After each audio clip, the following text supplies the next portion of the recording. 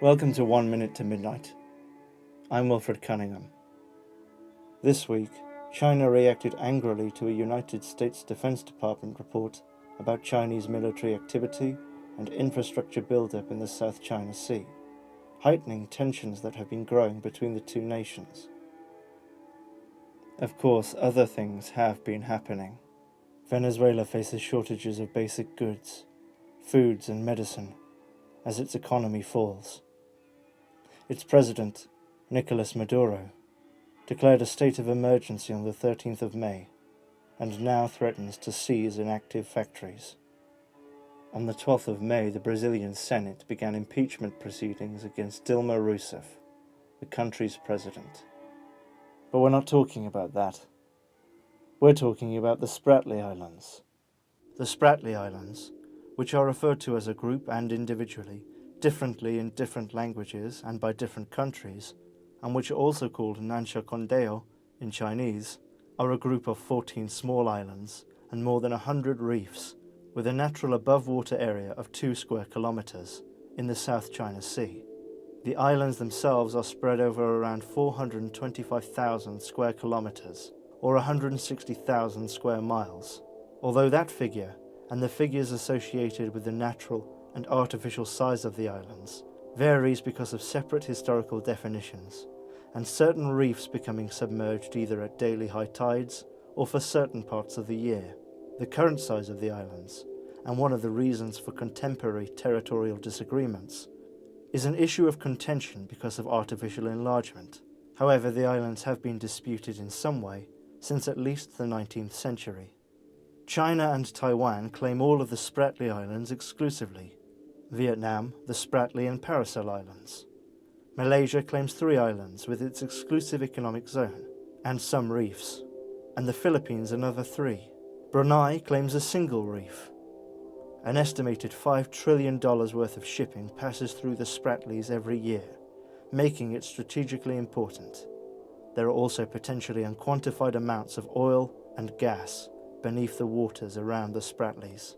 The main international issue, however, is the artificial expansion and perceived militarization of some islands and reefs by China, and the response to those actions by the United States. This is a dredger actually pumping sand from under the water on top of an area they're trying to build up land. And we see this every day.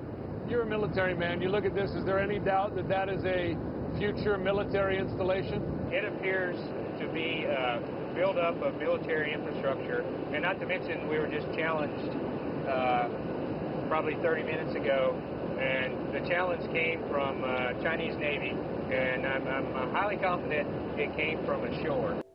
The Spratlys are so named because of their sighting by British whaling captain Richard Spratly, and that name seems to be the most used and recognised, at least by Western media. The island group may have been sighted by people tens of thousands of years ago, and China claims to have discovered them formally around 2,000 years ago, with at least some of the islands appearing on Chinese maps since the 12th century. China's ruling dynasties continued to claim the islands in maps in the 19th century, at the same time as Vietnamese maps combined the Spratly and more northerly Paracel Islands into one region under Vietnamese control, with both nations seemingly unaware of the other's claim. The 1887 Chinese-Vietnamese Boundary Convention, signed between France and China, stated that China was the sole owner of the Spratly and Paracel Islands. However, French Indochina asserted in 1900 that Vietnam had exercised sovereignty over the Spratlys since the 18th century, and therefore had a legitimate claim. And in 1930, a French scientific expedition raised the French flag over Spratly Island itself, the 4th largest of the group. The Japanese occupied the islands during the Second World War, and after their removal, Chinese troops remained until around 1948. In 1956, the Philippines claimed some of the northwestern islands, and South Vietnam announced the island's annexation, but did not station troops there. 2 years later, in 1958, China defined its nautical borders and explicitly claimed the Spratlys as its own territory, with agreement from North Vietnam, but with contestation from South Vietnam. In 1968, the Philippines stationed troops on 3 islands and announced the annexation of what it calls the Calayan Island Group. In 1971, Malaysia claimed sovereignty over some of the islands, and unified Vietnam claimed the Spratlys belonged to them in 1975.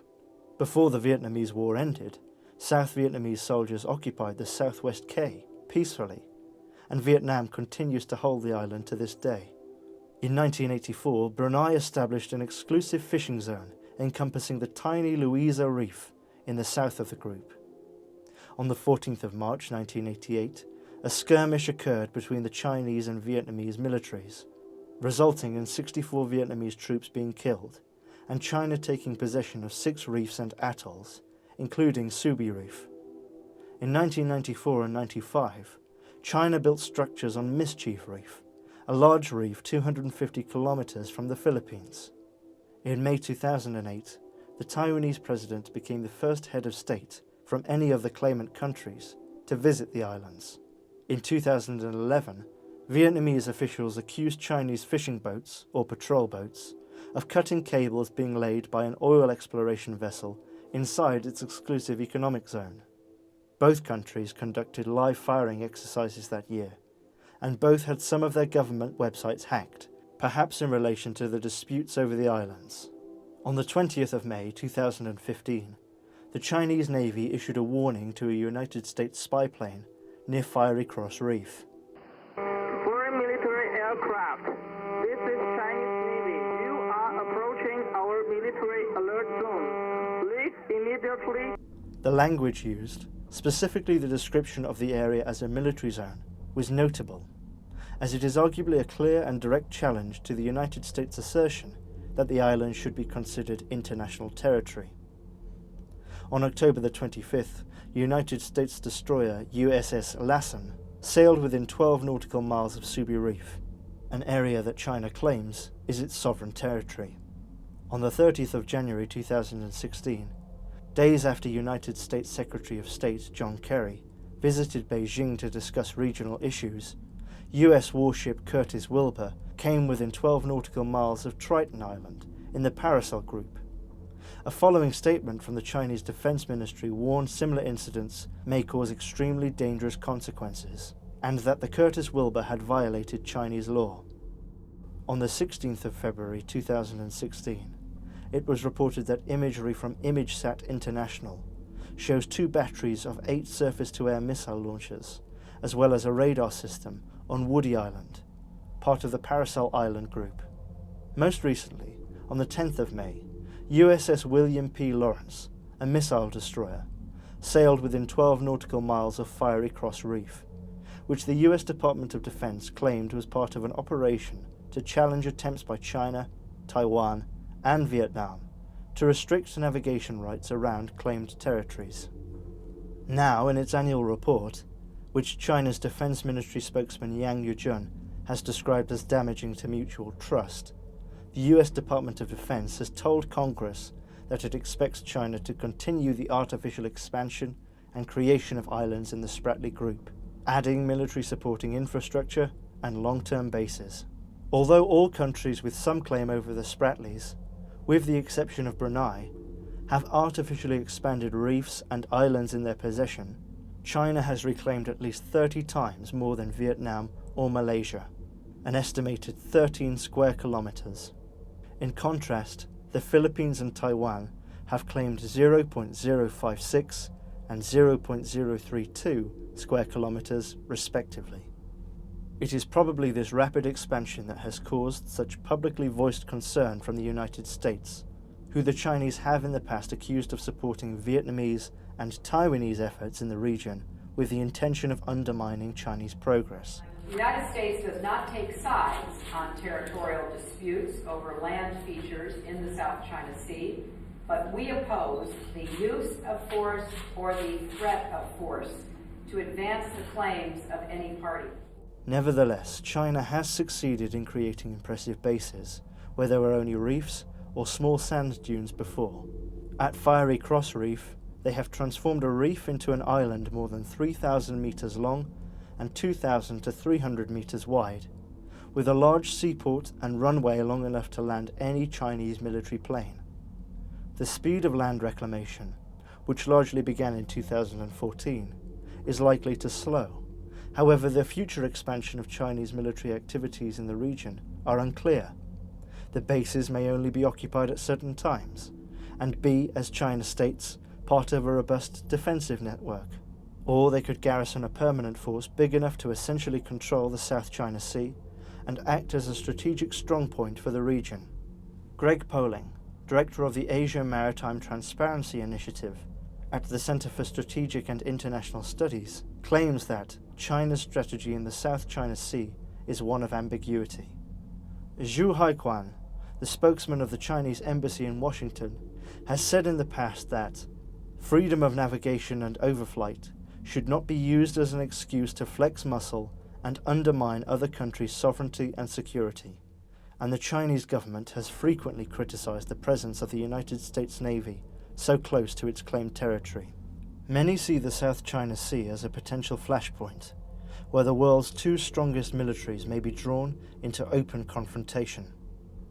The report that has so upset Chinese-American diplomacy may be honest analysis, or it may frame the situation with the intention to portray China as provocative and bullying.